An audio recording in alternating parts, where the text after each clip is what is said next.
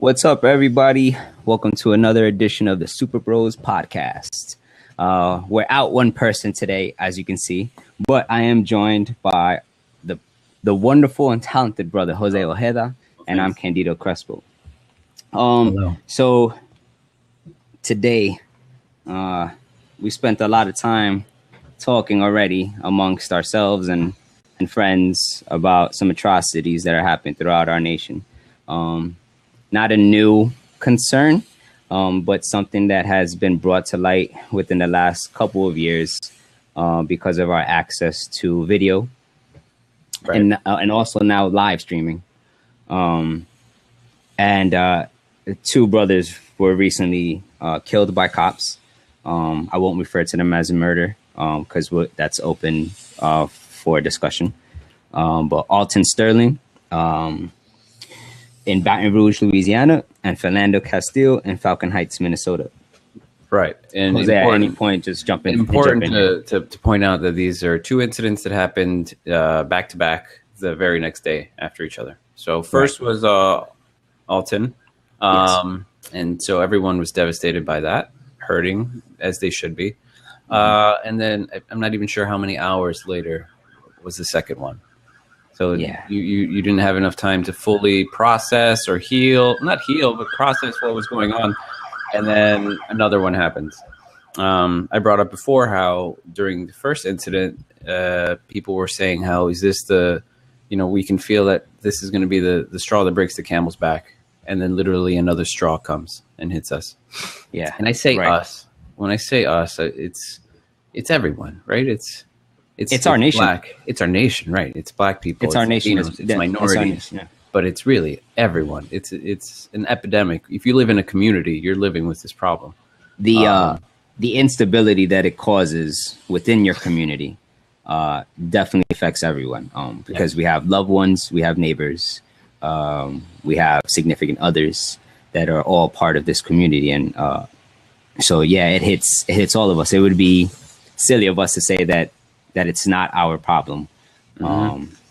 Just because of a hashtag that might say Black Lives Matter and whether or not we associate with a Black identity. Yeah, no. It's tough. And I'm glad that I have you to talk with about this. And I think it's important for people to reach out and talk to people about, like physically talk, because we all post or watch people post and see things on social media and try to digest that. But what we've been seeing is so heavy that I think it's important to sort of get that off your chest, to kind of try and make sense of what's going on, to not even to rationalize it, but just to feel, Yeah, I'm glad you brought that up because, so again, we're very fortunate. The three of us have had this discussion throughout the entire day already. The three of us, meaning Miguel, our co-host that's not on right now.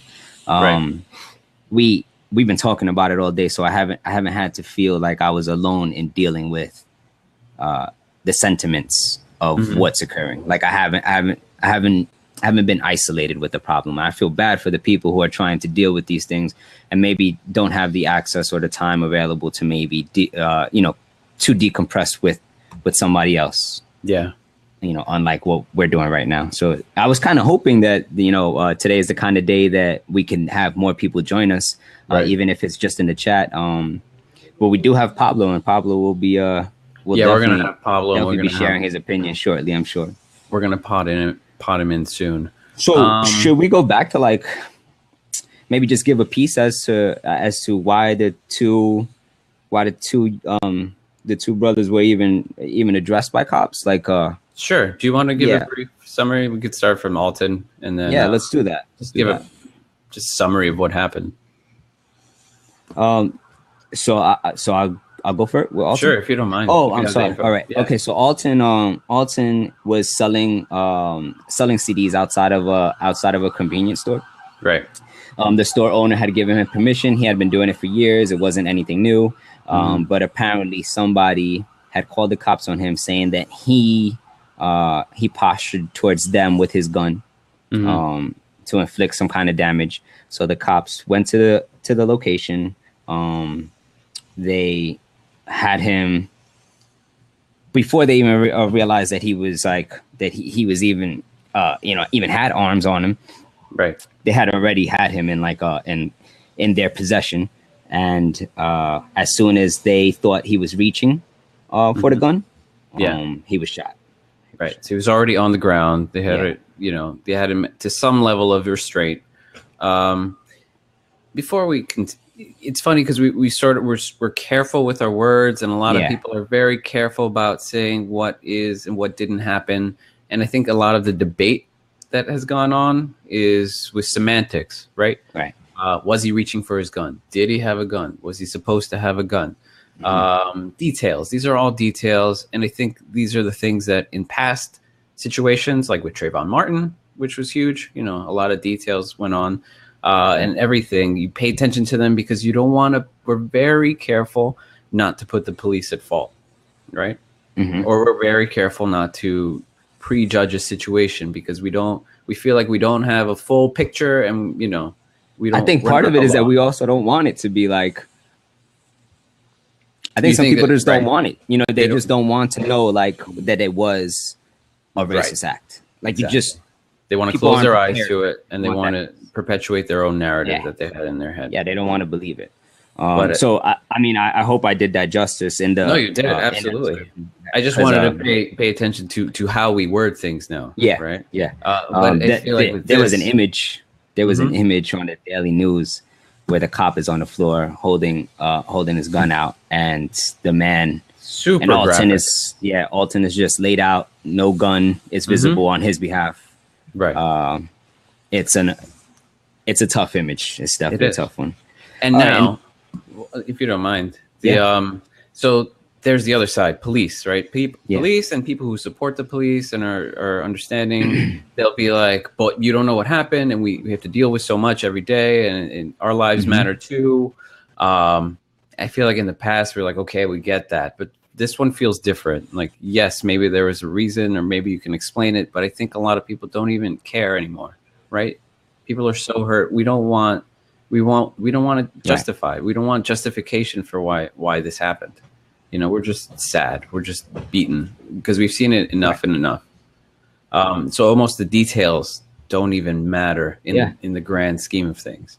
It's just that it keeps happening over and over again. And then we can continue to. We'll just describe the next one, and then the conversation is going to be the same for both. I mean, what we're talking about. But Philando Castillo was pulled over for routine, broken tail light. I was stopped the other day for a headlight. It happens all the time. It's common, and it's a reason for law enforcement to sort of, check on people. Absolutely, and that's fine. That should be something that's functioning. That's a routine stop, right? Before he asked the officer for permission to reach for his license, and told the officer that he was carrying, that he also has a permit to carry the gun. In the process of reaching for the wallet to get his license, the cop believed that he was reaching for the gun, let off, and shot the man. And in this particular case, we watch the young man die. In the video. We don't see the shooting, but his girlfriend is in the car, and she starts a Facebook live stream. Right. Falling over, and you can bleeding out see more. him dying. And she actually, I can only attribute it to shock. Yeah. Like when it happens that she's just in shock, because a lot of people say how she's very calm and composed, no, exactly. Right. Well, the gun wasn't off of them yet. I mean, the cop was still there. Play, so she was shock and pointing into the car. Her own life and the whole situation. So she can't really process everything that's going on. It's not until later, after she was on the floor and the phone was away from her, being in custody, preventive. I don't remember what they called it. Restrained. She was being restrained, not arrested. That she kind of hit her and realized what happened. She realized that she had lost her boyfriend. Pablo brings up calm, or do they see things like this too often? So that's definitely the other side of the coin, where she is desensitized, and that's a defense mechanism. That's a conversation. She knows that if she flips out, could be a defense mechanism. Should, she's next, right? She's next, right? It's your own defense for your own life. Right. Heavy. Right. Last thing I want to sort of bring up before we get Pablo in here is just how new media is making this, bringing to the forefront to everyone, right? Because this is happening, and this has been happening, except now we see it more often because we have the technology, we have the access, we're all recording all the time. So that leads to the idea of like defense of the cops who make these decisions. Before it was they weren't defending themselves against footage, right? They can say whatever they said, whether or not it was and their word always or won, it was because swayed that was the favoritism in their favor of law enforcement, right? Mm-hmm.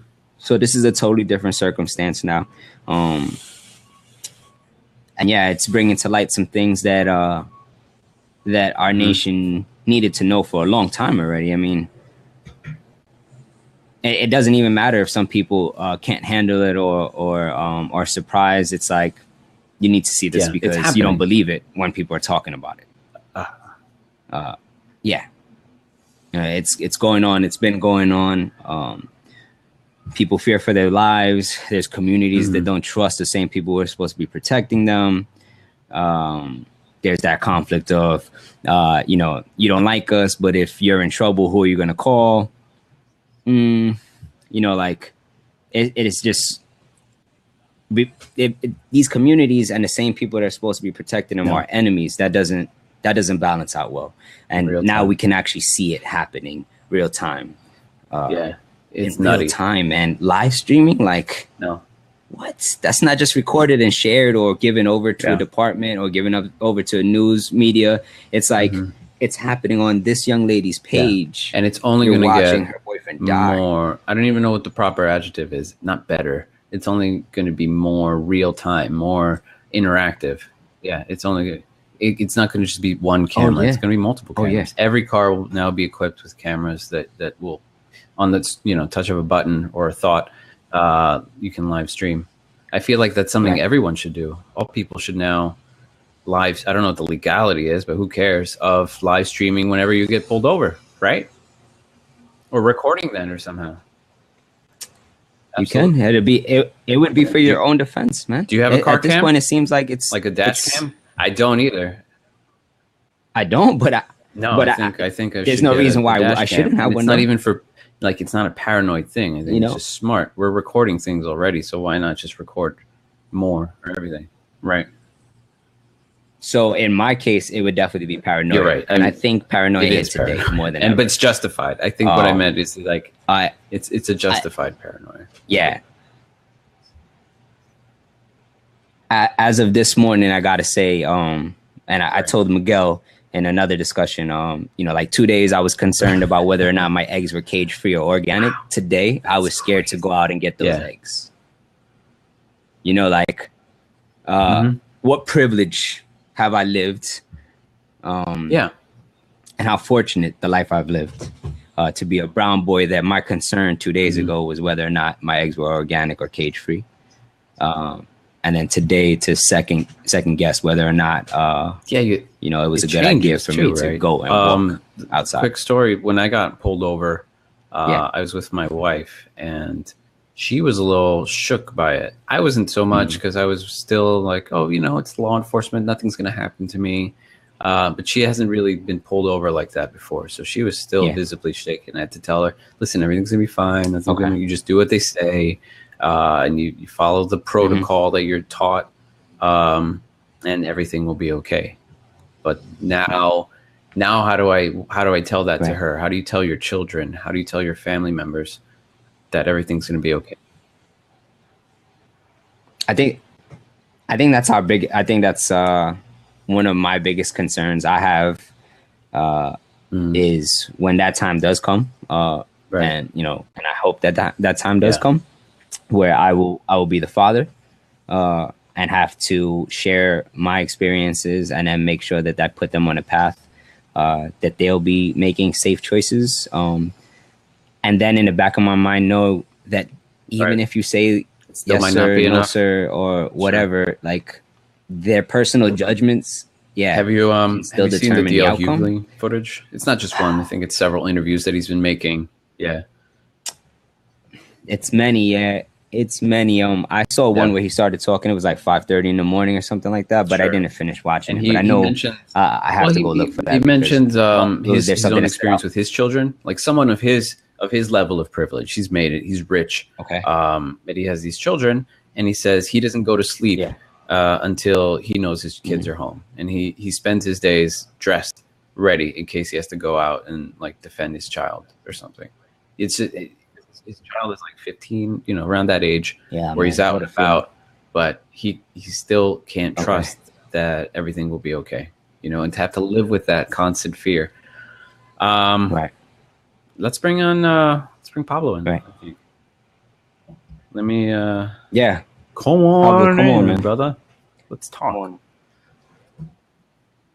Pablo. And next to the stage. Cue the fireworks. Pablo is here. What's going on? What's up, guys? What's going on? Oh my god. Is he coming on with the dogs? Yes, he is coming on with the dogs. The whole family is here. What's up, fellas? Sure. Pablo, I'm gonna hit you with a question right off the back, bro. I'm not even gonna let you stretch into this thing. Growing up, brown boy in the United States, you have lived in multiple locations already. What has been your relationship? My relationship with law enforcement has been pretty much standard across the board.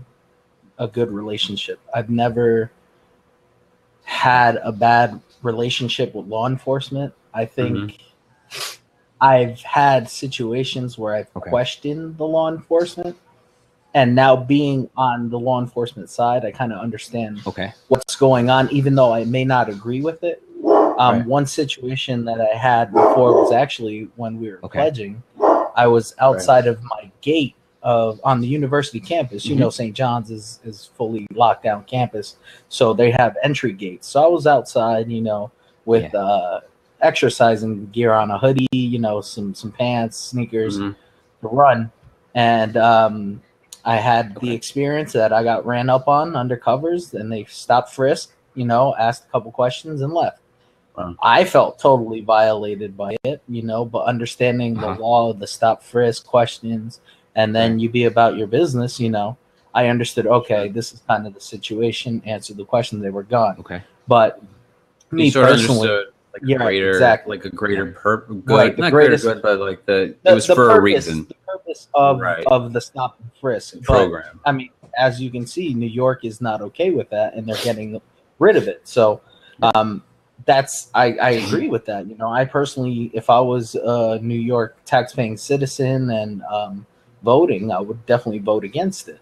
But that was a situation I had. I've also seen situations that have been handled by police very well, and I've seen where they can escalate, or people have escalated situations when there didn't need to be.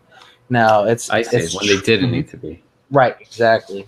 Because more often than not, you see a lot of situations, especially, and I think this is the biggest point that we fail to realize as like a community, not only just brown skinned Latinos, but just the United States in general. We look as police as like all of them being on the same level. Police are not on the same level. They don't get the same amount of training. They don't get the same amount of equipment. They don't get the same amount of tactical knowledge, of emotional intelligence. They don't get the same community policing emphasis. So it's different across state, across county, even county, city, whatever it is, department. It doesn't even have to be a law enforcement department, agency. right? How many incidences have we had with security forces or some Joe Blow neighborhood watch, faux security? How about neighborhood watch? Which is kind of like why it's when people talk about police, it's really hard to differentiate between everyone seeing police as one type of police and then different subsets of policing. You know what I mean? Yes. Right. Mhm. So just to stop you right there, and it'll probably just expand on what you're saying already. One of the things that I hear when I'm listening to CNN or MSNBC, whatever, whenever I'm listening to a news media outlet, they are saying we need police reform. Now, I have a problem with that because, like you just said, it's different departments. We're talking about different agencies, so many different. This problem doesn't exist in just the guys in blue. So reform, what does that really mean? Because if there's a cultural problem, like let's say in the standard NYPD academy, they are learning that the perps are usually black. Let's just say that's one of the cultural lessons that they get in the academy, right? Well, that's not a reform issue. That's a cultural thing, because even if it's taken out of the textbook for the academy, that doesn't mean that the older officers aren't going to say, "Hey, don't forget, definitely the perps are black." I've been through the academy in New York, and I know that's just not something that they teach the academy, especially. Oh, sure. And they make it a purpose, especially when you're going through scenarios and stuff, that the people that are going through the scenarios there are not just dark-skinned people or black people or Spanish people. They have a big diverse group of instructors there for that same purpose. But you're also talking New York, and I think Candido is mostly trying to just example. Now take that, say, New York has a lot of diverse population. Let's go somewhere else where the population's a little more and that's where the issue is. That's where the issue is, because you got to understand the training and the mindset. When you're talking about policing, you have two different types of policing. You have a community-based policing, which is kind of like where the MPD, which is here in Washington, but also an NYPD and the larger cities usually go to a community-based policing because they can't just strong arm the populace. They don't have enough people. They don't have enough resources or manpower to do that. So they have to rely on the community to help them. But then when you got a small town cop, a small town sheriff, outskirts of nowhere, out of public eye person, you got to think about it. His training may be minimal at best. Yeah. His live round fire stuff is minimal at best. His situation with cultural differences is probably non-existent, maybe minimal at best. And the mindset is more towards, how can I get home at night? Because in my whole training, they taught me that it all comes down to me coming home at night. So you're going out there with that mindset already. That's my end game, is to come home. Exactly. Which makes sense for anyone who would be out there, because you want to come home to your children, your family. I was watching TYT, the Young Turks, and Shank, the host, he brought up this fact, the same fact, right? That a lot of them are taught, your number one goal is to come home. And he brought up the point, well, isn't your number one goal to protect the community? Like, he's not insinuating he wants people to die or them not to come home. But if it's such a high risk job, you should do the job, right? That should be your number one priority, is to, yes, you are putting your life in danger, but that's the job. That's what kind of brings into question whether or not, like, the people who have joined the law enforcement, if this is just considered a job or it's something that they were passionate about. And that causes complications on its own. Then it really doesn't matter what the training is, because if somebody's going in there with the mindset where it's just like, hey, I just got to pay the bills, versus somebody who's like, well, I've always wanted to be in law enforcement for a long time. Then we got the generational people who, have been their grandfathers, their fathers, mothers, whatever it may be, got the whole lineage that's been inside the law enforcement. So when you talk about reform on a national level, how does that, let's say things get passed, right? How does that start to filter its way into the community level? How does that actually make impactful change? Well, see, the way I would envision some kind of reform, which I think they really need, is some kind of standardized training. Now, you have training in the larger cities that are about diversity, community policing with a certain mindset. We have to, as a nation, come together and say, we don't want to be policed by brutality. We don't want to be policed by fear. We want to be policed like a community. We want the police to come knock on the door and say, "Hey, I know you. Hey, Mr. Diaz, how you doing? You know, hey, we've been hearing some gunshots in your neighborhood. Have you heard anything? What's the issue? Pop, pop, pop, pop." That kind of policing versus like kicking down the door, you know, when something happens or something doesn't happen.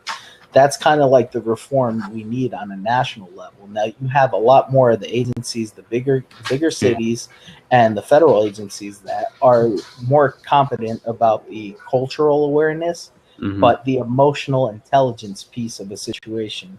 Now, the emotional intelligence is super overlooked in especially smaller cities, counties, and municipalities because of funding. So a lot of it is true what you're saying. You got people coming in at jobs. You got to remember these law enforcement jobs. Not let's say the city didn't the city just have a big issue about the jobs being what $25,000 they were paying police entry level. Like there was a whole big stink about that. Oh yeah, that's some people's top pay. That's some law enforcement officers' top pay in Oklahoma, West Bumba Hell, wherever. So like you got to understand, you're going to get the people you're going to get for those positions are the people that need the money or can't afford to go somewhere else. That's the job. It's their job. And so then it comes down to resources too, right? Not only pay for police, but also pay the people, the specialists, the trainers, who's going to come in and train all these people. There's not, I can only imagine that there's not enough resources to make every precinct in America up to par, up to standards, right? No. Over time, you can make that maybe, but now, I imagine that's not the case. The reform shift that we have to move from is if you think about all the different money that's spent on equipment, military, live rounds, specialty weapons, stuff like this, like more has to be invested in the training, policing, community enhancement portion than just the budget for equipment. That makes sense. Right. So that all makes sense. And I think if that gets implemented, and I think it should, right? I think police reform is a no-brainer in terms of training and that sort of thing. But what else? You know, because I feel like even that will still not be enough. Well, I think we need. So they've had that the whole like whole chest camera thing, right? So do we think that that's something that's been effective? Like I know the first thing that comes to mind is like, well, if the camera's on, then yes, people are going to think twice before they act, right? It'll force you, or at least it should force you to think like, this is about to be documented. So whatever I'm about to say, maybe I just want to take a moment and think it through before I do that. Think about what just happened in the Alton situation, where both of their cameras were not working. They like fell to the ground. So I was like, oh, oops, dropped it. Not saying that's what happened, but it very well could have happened in that situation or in many other ones. And then it's again their word against yours. Right. Sure. Yeah. And it can malfunction, right? I mean, it can malfunction. Because we already know the three of us are tech savvy. We know that things don't always work out the way we can't get people to get onto this podcast. Yeah, because it's got so Pablo, thoughts on cameras? To me is another of those things. Like it's a waste. I think it's a waste of resources. I think it's a waste of money, and I think, like I said, that money implemented into a camera system or a camera program. That money can easily be used to have a biannual training or a quarterly training on your community or community events, community town halls, or something where you have more police and community interactions in a positive light so that you have less negative situations that come up that you're not ready for because you don't know who you're policing. You understand? If you don't know the area you're policing, you are more than likely 100% going to have more situations than if you knew who the hell you were pulling over. So you might have a little more insight than we do as far as the hiring process goes, but does a specific precinct department, law enforcement agency, do they try to hire based on like residential type of hiring? Like they want people specifically from their community, or is there well, this is kind of where a little bit of hands off law on enforcement agencies, especially on a federal level, have issues or had issues. This is why they were having big problems, because what they were doing was taking people that are hired from smaller town areas, rural areas, places where with little diversity, and putting them into places with more diversity, bigger areas, a lot more situations that they haven't been accustomed to, and then taking people from those areas and moving them out to the rural areas. The thought behind that was, if they were able to educate and kind of show the diversity of different situations that they can be in, they can be a more well-rounded kind of policing organization. So the issue there is, if you've never been around Spanish people, if you don't know what a Puerto Rican is versus a Dominican, how can you police them if you don't have the necessary training? So on a federal level, that was a huge issue, and they went back to the drawing board and kind of tweaked it, and they're still working on it. Okay, so it's clearly something that they're working on. That's part of their reform. That's a reform movement in itself. There's always stuff they're going back to the drawing board. Yeah, exactly. Yeah. I mean, community is ever changing. The problem is when you have areas that don't see reform, don't see change, don't see education. That's the situations that we're having. That's a problem.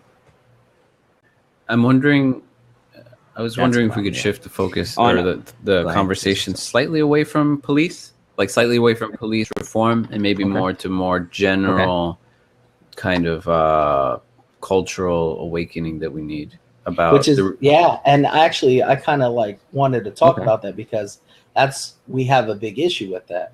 We have a big fight the police fight. Police, don't work with the police, don't talk to the police kind of mentality. I think we've always had that kind of mentality, for the same reason that, oh, this is not my area, I'm talking about my people, I want to deal with my people kind of deal. But at the same time, what our communities fail to realize is we are part of this community wherever we are. West Bumblehill or in upstate New York or wherever we are. We got to realize we're a part of this community, so we have to take ownership in the community. We can't just shut ourselves off and be like, no, it's only our corner.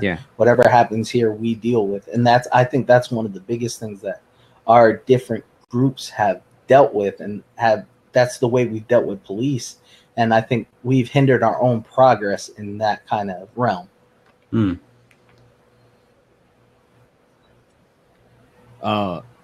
It's easy. It's easy in these particular cases with these two shootings, along with the other ones that we've been dealing with for the past few years, for us to place blame on the institution that's the immediate reaction, or has been behind the gun, right? But like, police didn't develop racism. Like, it wasn't a law enforcement agency that developed the idea of racism, right? It's just a little bit more comfortable for us to have somebody to blame. So like some type of target when organizations are trying to unite. Like if you're trying to go up against something, like you want to know what that something is. So when you just try to think about racism on its own, it's not a body. And that makes things really uncomfortable, where it's not like you can just take this thing called racism, put it inside of a jar, fucking put that thing away, like, and it's gone forever. Right. And the racism a lot of times is so kind of embedded, right? Your people are racist and not know it. Yeah. A lot of the times, right? They're not even aware. There was one study done, I'm not sure if you guys have heard of it, where they had police in like a firing range test, and then they put different victims up, and the statistics came out that they shot black people more often, just I wish I knew more about the study, but that's what the general result was, and they weren't even aware of it, right? It was just reactionary.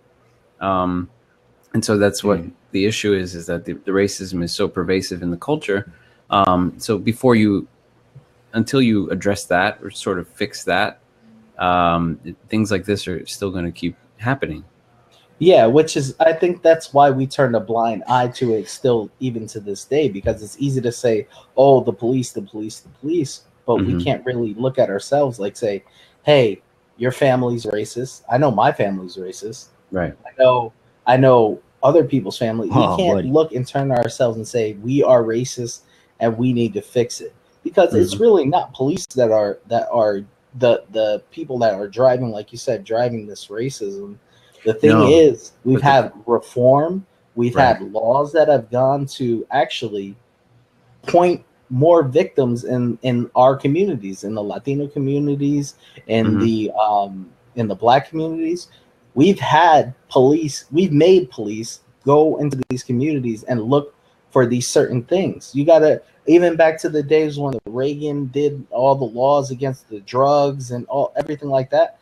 That was solely to start narrowing in on the poorer based communities who are using these drugs to basically make a living, right? But we still haven't gone to white collar crime like we've gone against the drug war. No. Like the police drug war versus the police's war on white collar crime, like there's no comparison. Significantly different. The punishment significantly different. It's ridiculous. All right, so you brought up one point about how it's not, Jose, you know, it's not just the cops and stuff, but one of the issues is that the cops are the ones who have the guns, right? I was just gonna say that same like, thing. yeah, right okay, now. it's not only Same the cops thing. are That was gonna racist, be- but like we're all, you know, everyone maybe in a community could have their own perceptions of race, but they're the ones who have the guns. They're the ones who have the power, the ultimate power of life ending, right? And so that's what becomes sort of the issue that a lot of people are now, and why it's not easy, you know, to put their frustrations on the police because scared. People are scared. think that's the issue. Okay. Though. Like you said, the police have the guns. They're the ones we need to fear. I don't know if it's the ones we need to fear. It's the ones that we do fear. Do fear. Right. If we changed our mindset to not fear the police, and how about have the police and institutions fear the community, fear the repercussions that they would have. We should stop funding policing institutions, stuff like this. You got to remember, like, we have the ultimate power as a community, but we have to be able to see what we need to see. We can't just be like, it's the police. It's because it's not. It's the decisions we make, the people we put in power to make the decisions that, hey, we need stop and frisk. Hey, we should do this. Hey, let's go against the drugs instead of the white collar crimes. That's kind of the issues that we'll always have, because the police have the gun and they're having situations of shooting people, but the police are just people. They're just people that either make mistakes or do the right thing, and they'll either be guilty or not guilty. Right. But it's a systematic issue. It's not a personal police officer issue. I agree with you.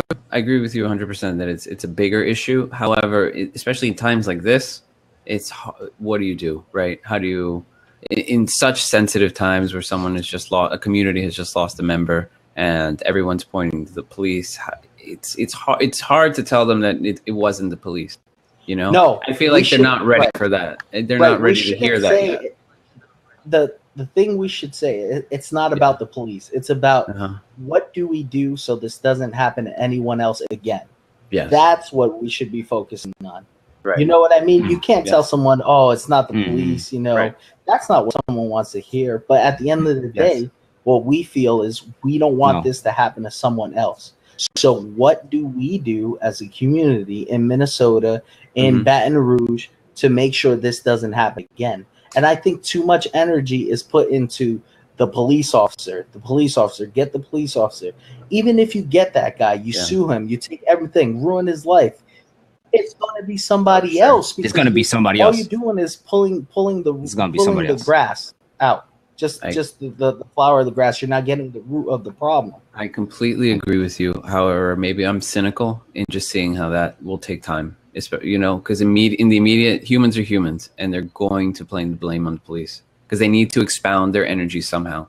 And I'm not saying it's right, but it's what's happening and what's going to happen for a little while, and then I think the conversation will broaden. Andino? I can definitely speak from my personal opinion right now, because I just mentioned it earlier. Like, I'm very uncomfortable, and I am uncomfortable with police right now. So as of right now, during this conversation, I cannot say like that I'm on the mindset that Pablo just said, where that we have to think about how can we prevent this from happening again. That's not what I'm thinking about right now in this very moment is how can I make sure this doesn't happen to me, or my nephew or my brother-in-law, like that's what I'm thinking about right now. In this immediate time, I'm thinking, gotta call my nephew and be like, hey, choose your words wisely during these times, please. Be courteous, do whatever you have to do. And the reverse of the get home theory is, unlike the people who are in law enforcement get home for our own safety. Right. How are we getting home? That's my mindset right now. Whether or not it's right at this very moment, it's what's making me comfortable. I agree with you 100%. Nice. But the problem is, like you said, it's about you, your family, the people your loved ones. Yeah, sure. It's not about our community. It's not about the whole. Yeah. We think very individualistically. We think about the people that mean something to us. That's true. But that's the issue.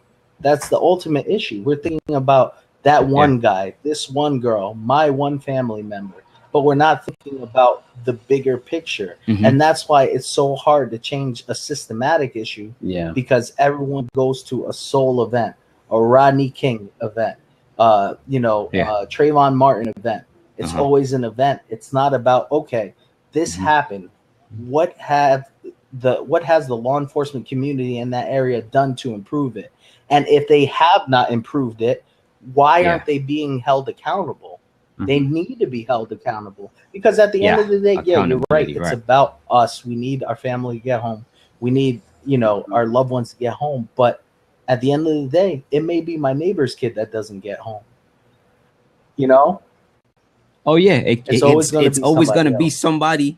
It's going to end up being somebody we know. It's going to end up being somebody from our community, like you said. It is going to end up being somebody from our community, and that community mindset has been broken from us from a long time. Trying to wrap this up somehow, because we do got to wrap it up. I think it's an interesting point that you bring up, how we've sort of. I think what you're putting your finger on is if we lost a sense of community.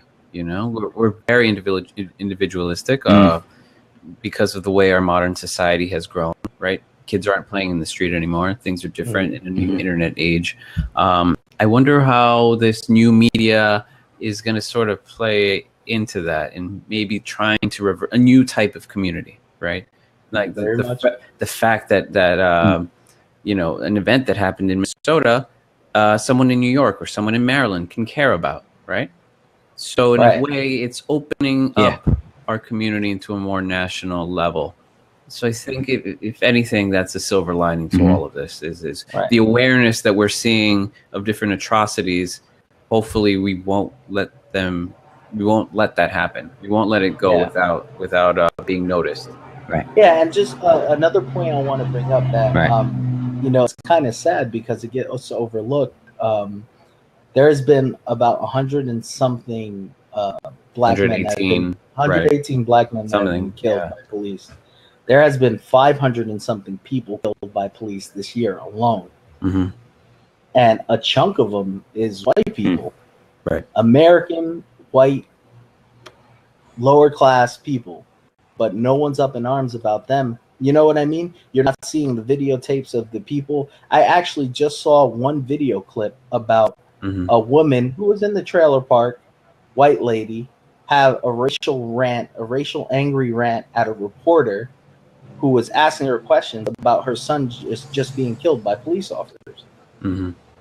No information about the son who was killed, what happened with the police officer, what was the situation. It was about the racial rant that the lady had with the reporter, the anger rant. Like her son was just killed by police not too long ago, like a couple hours before. And you're grilling this lady about her family, who died, who this and this and this. and what you choose to put on media. And this goes back to racism and what is put on media and what our eyes are made to see in what's important to us. Well, Sure. This is what's important to us because this is what they put on TV. They I think we need to push this to post show but I definitely want to talk about it. No, it's fine. No, this is great. So many, and I'm so happy I'm so happy you were here to talk today, because I feel like you added an interesting perspective that we didn't have. Sort of that law enforcement side. Right. So don't go anywhere, Pablo. Yeah, thanks for watching. It's been a really heavy day on our end, on your end. I hope that. Yeah. I don't know. I hope that we had a good show. Yeah, I hope that we did. Yeah, I hope we did provided the subject justice. And I hope we, if nothing else, actually look at not just one side of the issue. I hope we gave a well-rounded view of the issues. Yeah. Thanks, guys. Right. Hopefully see you thanks, next guys. week at 7. See you next Thursday. week. Thanks, Pablo. Cool.